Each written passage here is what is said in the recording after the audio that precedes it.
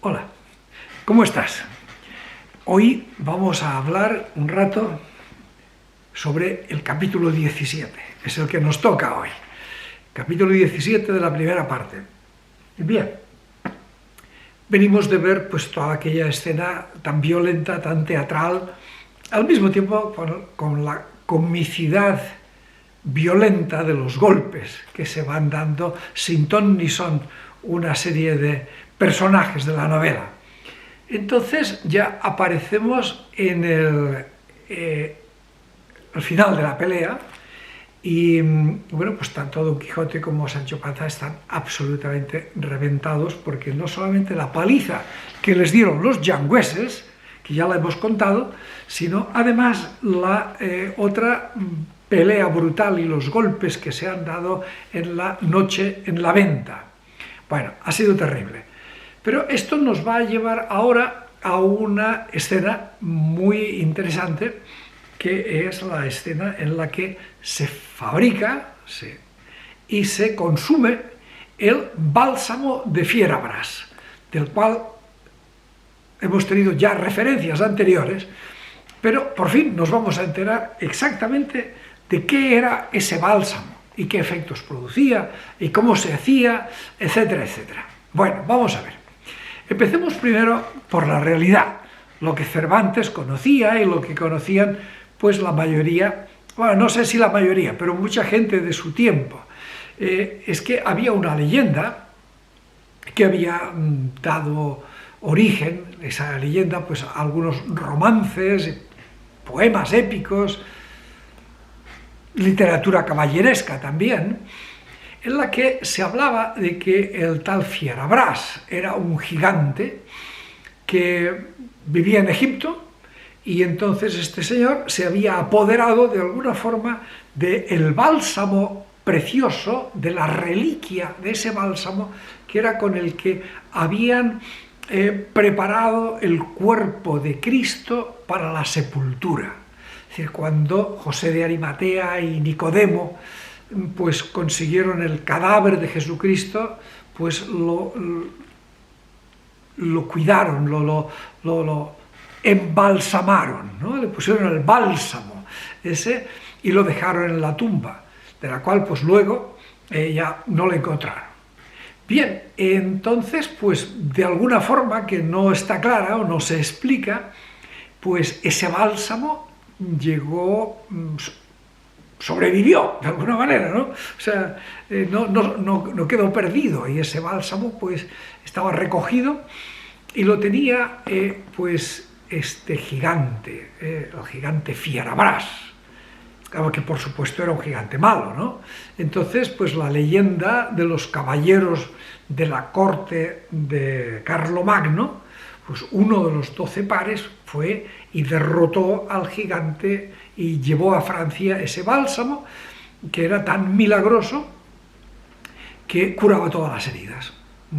Y esto pues es lo que ya había contado Don Quijote en la primera parte, de una forma más o menos cómica, que decía que incluso si a él lo partían por la mitad, que le dieran apenas, que lo volvieran a juntar las dos partes y le dieran a beber un poquito, unas gotas, y con eso ya estaría perfectamente bien, aunque lo hubieran partido en dos. Bueno, entonces, pues claro, Don Quijote está tan absolutamente destrozado, aporreado, dice, este es el momento en que necesitamos el bálsamo de Fierabrás. Y le pide a Sancho, que no estaba mucho mejor, pero que en fin, que al menos que se moviera y que fuera a buscar los ingredientes que Don Quijote iba a necesitar para hacer el milagroso bálsamo. Que esto pues ya se ve que no iba a ser el bálsamo de Fierabrás, porque la leyenda del bálsamo de Fierabrás es que era el mismo que se había utilizado en el cuerpo muerto de Jesucristo después de la crucifixión. Con lo cual, pues si Don Quijote se ponía a elaborar ese otro bálsamo, pues eso ya no era lo mismo, ¿no? Pero en fin, forma parte de la parodia y de la comedia y en fin, de todos los mensajes que nos está queriendo dar Cervantes y que luego te los voy a comentar. ¿Cuáles son los elementos que utiliza Don Quijote para hacer este bálsamo milagroso? Pues utiliza 4 elementos que se encontrarían, por supuesto, en la despensa de la venta, que no debía ser un hotel de 5 estrellas, por supuesto, ni muchísimo menos, ni era la despensa de un gran señor, de un noble, sino que era una despensa muy humilde. Seguramente estaba también en la despensa de Sancho Panza, y por supuesto, bueno, de la mujer de Sancho Panza, y por supuesto, en la despensa que tenía el ama de Don Quijote y cualquier otra familia de la España de entonces, y probablemente también de la España de ahora, pues porque eran aceite, vino, sal y romero. Bueno, romero ya es un poquito más sofisticado a veces, pero es una hierba aromática que es muy frecuente en España. Probablemente los que me escuchen de Latinoamérica no estén tan familiarizados, pero es la misma hierba que en inglés llaman rosemary, y que, bueno, es una de las hierbas más corrientes. No es tan corriente como el perejil o como el cilantro, pero bueno, es muy corriente, y especialmente, como te digo, en España y en la cuenca del Mediterráneo, donde crece abundantemente, silvestre, además de que la cultiven, por supuesto. Entonces, claro, con estos 4 ingredientes, Don Quijote los coge, los mete en una olla, los hierve y los empieza a mover y a decir montones de oraciones y de hacer cruces y bendiciones y no sé qué, y más oraciones y más servirlo, hasta que después de cientos de oraciones ya decide que el asunto ya está listo y ya está, y se lo toma, ¿no? Y entonces, bueno, pues le viene unos náuseas terribles, vomita todo lo vomitable, le vienen unos sudores también tremendos, se queda dormido y cuando se despierta dice, ya está, estoy curado, me siento perfectamente bien. Entonces, claro, es el turno de Sancho Panza se lo toma, y a Sancho Panza le sienta fatal, cree que se va a morir, no para de vomitar, le da una diarrea monstruosa, y no se siente mejor, sino que prácticamente se siente muchísimo peor, cree que se va a morir, ¿no? Entonces, pues este es el resultado. Claro, ¿por qué a uno le pasa esto y al otro lo otro? Claro, pues Don Quijote al final llega al razonamiento de que probablemente este bálsamo de Fierabrás, este falso bálsamo de Fierabrás, solo es para caballeros, no es para escuderos o para gente llana. Pues tiene que ser para gente que tiene ya pues algo especial, ¿no? Muy bien, y con esto pues ya se queda así la cosa y listo, y seguimos adelante. Te quisiera también resaltar el efecto muy cómico, primero de los ingredientes, es decir, que después de hablar tanto de tanta magia, que al final los ingredientes sean tan comunes, esto debió ser muy cómico para los oyentes de El Quijote, que ya te he contado que El Quijote seguramente lo leyó mucha gente, pero lo oyó muchísima más gente, porque la mayoría de la población eran analfabetos. Y un entretenimiento que se menciona precisamente en la novela, en El Quijote, es que ocurría en las ventas y seguramente en los pueblos y en muchos sitios, es que el que sabía leer, como te digo que eran muy pocos, pero el que sabía leer les leía el resto de la gente, y así se pasaba el rato escuchando pues lecturas. Esto en una larga noche de invierno o de otoño, imagínate, no había televisión, no había luz eléctrica, no había internet, no había computadoras, no había radio, no había nada de nada, ni siquiera, como te digo, o sea, la luz de unas velas. Entonces, pues la lectura era el ocio más esperable, ya te digo, pues en las largas noches de invierno, porque aún, al fin y al cabo, en el verano podían salir a armar alguna juerga, pero en el invierno no. Entonces la lectura era, leer un libro muchas veces era oírlo, con lo cual pues ya te puedes imaginar que para esta gente simple y sencilla pensar que un bálsamo sagrado, milagroso, se iba a hacer con aceite, vino, sal y romero, ya de entrada era muy cómico. Añádele a esto una cosa todavía más cómica, y es que un bálsamo es como lo que hoy día se llama una loción o un ungüento. Normalmente son cosas, normalmente no, siempre son cosas que se aplican a la piel, que no se toman, se las pone uno, se da un masaje, una friega, cosas así. Pues obviamente cuando también se dice que se iban a tomar el bálsamo, pues aquello era muy cómico. Es como que hoy día pues alguien te diga que se va a tomar una loción capilar, una loción crecepelo, y uno se la bebe. No seas bruto, eso es para ponérselo en el pelo. O una loción para hidratante, entonces, eso no se toma, con lo cual todo esto son golpes cómicos para demostrar lo ridículo que es todo esto, ¿no? Bien, esto es lo obvio, ¿no? Es decir, que hay un humor muy por delante, en fin, y todas las vomitaderas y todas estas cosas, pues forman parte de un humor un poquito tosco, un poquito salvaje, pero al fin y al cabo estoy seguro de que mucha gente simple y sencilla se revolcaban de la risa solo de imaginarse la escena, ¿verdad? Bien, ¿y esto qué significado tiene? Esto, vamos a ver, ¿nos vas a decir que tiene algún tipo de trasfondo? Hombre, pues claro que sí, es decir, es que te recuerdo que Cervantes no escribe esto solamente para hacer reír a la gente, desde el principio lo hemos venido contando, que Cervantes tiene aquí la misión de Cervantes escribiendo este libro es hacer una crítica social muy fuerte. Y para esto, pues claro, busca esta estrategia de disimular las cosas con las locuras graciosas de un caballero sin juicio, ¿no?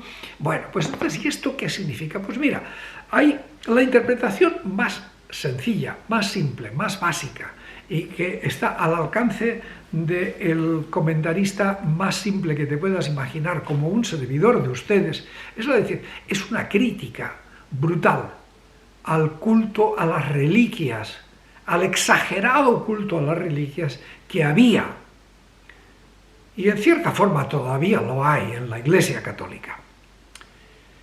Fíjate que lo que Jesucristo, el mensaje de Jesucristo es un mensaje espiritual, es un mensaje de fomentar la bondad, las virtudes, el amor, de fomentar pues la oración, la ética, el cumplir unos mandamientos, el obrar bien. Este es el mensaje de Jesucristo. El mensaje de Jesucristo le decía: tienen ustedes que coleccionar los clavos de la cruz con la que me crucifiquen, porque esos clavos son mágicos. O tienen que ustedes que coleccionar todos los palitos que han sacado de lo que dicen que fue la cruz donde crucificaron a Jesús. O etcétera, etcétera. Es decir, la Europa de aquel entonces estaba repleta de toda clase de reliquias absurdas, tan absurdas como el ungüento del cadáver de Jesucristo. Pues igual, absurdas tanto como decir, oye, la leche de la Virgen María,